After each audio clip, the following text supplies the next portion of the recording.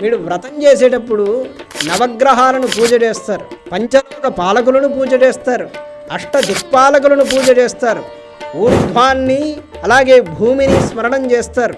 ఇన్నిటిని తలుస్తూ వ్రతాన్ని చేస్తే జీవితంలో వీటి వల్ల కలిగేటువంటి దుష్ప్రభావాలన్నీ శమనమవుతాయి. సత్యనారాయణ వ్రతంతో పాటుగా ఇవన్నీ పెట్టడం ఎందుకు?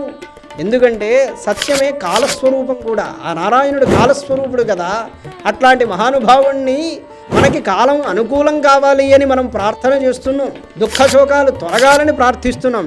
అందుచేత అదే సందర్భంలో అంగదేవతలుగా ఈ నవగ్రహాలని, అష్టదిక్పాలకులని, పంచలోక పాలకులని పూజ చేస్తాం.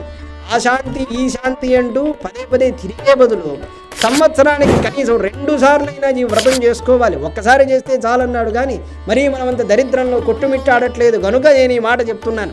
6 మాసాలకు ఒక్కసారైనా ఏదైనా అనుష్ఠానం చేస్తూ ఉంటే అది జన్మకాలం అలా చేస్తూ వస్తే దానికి చాలా విశేషమైన ఫలితాలు శాస్త్రాల్లో చెప్పారు. అందుకే మనకి ఉత్తరాయణం, దక్షిణాయనం అనే 2 అయనాలను ఏర్పాటు చేశారు. 6 నెలల్లో ఒకసారి, 6 నెలల్లో ఒకసారి, ఆ విధంగా చేసుకుంటే చాలా శ్రేష్టంగా ఉంటుంది.